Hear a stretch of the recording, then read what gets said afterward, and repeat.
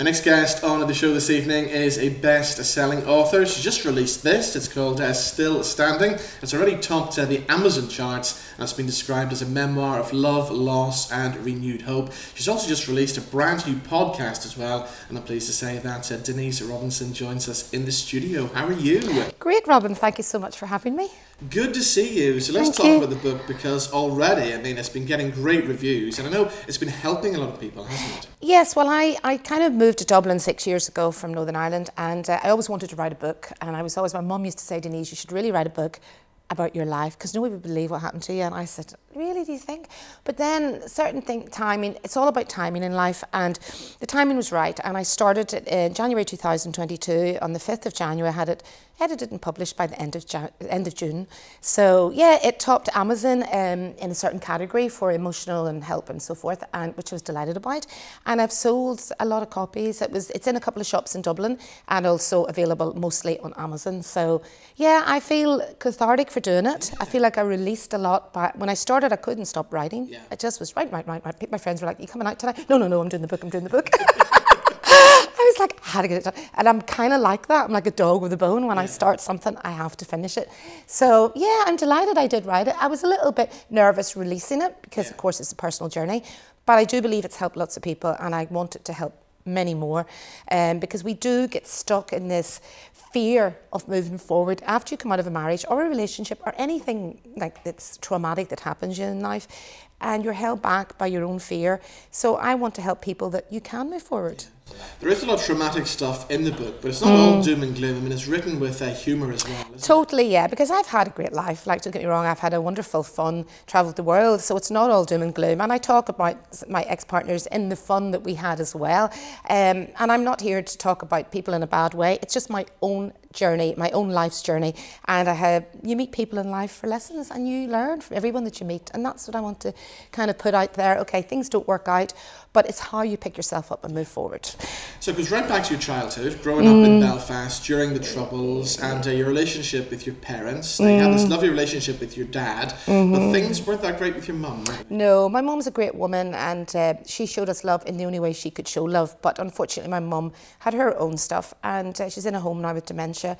And I do love her greatly, but she was very controlling and I suppose emotionally abusive, but at the time you don't know these things. And it wasn't until I split with my second husband, that I went to get therapy, and the therapist said, now let's just talk about the relationship with your mother. And I was like, why is she talking about my mother? Like, this has nothing to do with how I'm heartbroken, but it was everything to do with the men that I was attracted to. And unfortunately, I still made another mistake after that, but I've learned now, and I'm single and I'm happy on my own. The right man will find me at the right time, but it will be an emotionally available person, whereas I was attracted to these emotionally unavailable people. Things go really bad at some points as well. At one stage you did consider suicide, didn't you? Oh, quite a few times, yeah. I went through a lot because my father was diagnosed with cancer, and the partner that I was with for 6 years, he left me the day, more or less, that my father was diagnosed. And then there was that, losing him. I was with him for 6 years. My dad dying, I was taking him for chemo. And then my house subsided and I lost a lot of equity on that. So I was at an all-time low, and I just thought, what, I can't get through this. So I understand depression, and I really want to help people who do feel there is no, I went to Tanzania and did some work in Tanzania on mental health. We're a charity here in Northern Ireland, and suicide prevention, because there's just that fine line where you think, no, it's not going to get any better. And I'm so glad I didn't make that mistake, because I have had a great 6 years in the last 6 years in Dublin. And like, changed as a person so much. Like, I hardly recognise myself now. I love myself, which I didn't understand at the time, that I really didn't love myself back then. But even going through your time in Belfast, you were pretty successful. Because me and you both had the same college. Campbell, well. So you had a successful career as a cover girl, as a model as well, didn't you? It was great, and I remember in my first relationship, like, my partner from when I was only 16, he was like, you're not starting all that modelling, because of course he was jealous and insecure, and we were young. But I said, no, my determination, I said, no, I want to do modelling, and I want to do the London Motor Show, and I want to do it. And it was brilliant. Like, that gave me a bit of confidence, but deep inside I still had those little issues. But the modelling was brilliant, yeah. And I did have my own business in the north, and I had a great business here in Belfast. Unfortunately then, with the relationship breakdown, my father, that went to the side. But I'm working now in Dublin and doing really well. So why Dublin? Why make the move to Dublin? I've always loved Dublin. My cousins live in Dublin, and kids, we grew up, we would spend weekends in Dublin. I socialised a lot in Dublin. I just was always drawn to it. I don't know, I just loved it. And I always said I'd love to live in Dublin, but I could never afford to live in Dublin. Even though I had a great life in Northern Ireland, was probably at that stage earning quite a lot of money, I thought, no, who could afford to live in Dublin? Like, it is extremely expensive, but it is a great city. It's cosmopolitan, you meet so many people. It's just, there's so many more opportunities. But I will say I love Belfast, and I love my roots, don't get me wrong. And I come up to see my mum and my friends. I've got a lot of really good friends here. But I love living down there, you know, and I just do. It's just given me this new... I never forget the day I moved to, I live in Dunleary, and I rented this little apartment with my dog. Oh, I love it. I absolutely love it. I'm close to Dalkey, and I walk along the coast of Dalkey, and my little dog died sadly last July, but she was my partner in crime and came with me. And to be honest, the first day I moved into that little apartment, much smaller than the house I had in Belfast, but it had a lot of character, and it was right beside the pier, and Zara and I walked the pier, and I remember saying, I could pinch myself, I'm so happy. But going from someone who had a really great lifestyle and a nice house to this little place, and I really had nothing then, and I thought, I was happy. Yeah. You know, so sometimes we have to really check in and look at ourselves and say, right, okay, what is it that we feel is making us happy? Is it material things? And sometimes the material things block what's really the unhappiness is within. Well, what I'm thinking now, there's maybe somebody watching this now who's been through similar experiences as you've gone through, maybe around the same age as well. They've been in Belfast all their life, and they're thinking, at the age that I am now, I could never start again. I can't just pick up everything, and I can't just move and begin again. But you're living proof that you actually can do that. But what advice would you give to those people who've got that idea in their head? Well, that's what I wanted to say, because I moved to Dublin at 48, and my friends in Belfast were like, oh my God, you're so brave, you're so brave. And I said, I'm not brave at all. This is great. I can't wait. I said, if I don't go, I might succeed in not being here. So my advice would be to really value yourself and say, this is what I say, the world, you're only on this earth for a very short time. It's a big world out there. There's loads of people to meet. One man or one woman who's hurt you, you should not let them ruin the rest of your life. And I'm living proof that I did not allow those people to ruin the rest of my life. And I went to Dublin. I have thrived in Dublin. I opened a social media platform the first few weeks I moved to talk about single life and how you can restart your life. I was on First Dates Ireland. I also started, I was asked to host and be the front face for the biggest Guinness World Record speed dating event. It's your record? Yeah, we broke the record, yeah. And that was only a year after I moved to Dublin, so that kind of gave me a little bit of exposure. And then I just love social media, and I love helping people, and I love inspiring others and saying, okay, well listen, look at me, I'm out having a good time, my age in Dublin City, going to a nightclub. I'm never too old to do anything, and no one's too old to do anything in this world. People use it as an excuse.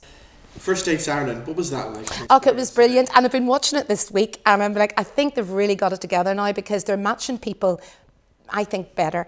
They matched me with the guy. He was a lovely guy and all that, but like, I didn't really go on it to find love. I went on it for the crack, really, and the experience, and I loved it. But I was like, I moved to Dublin on the 3rd of January, and it was aired on the 16th.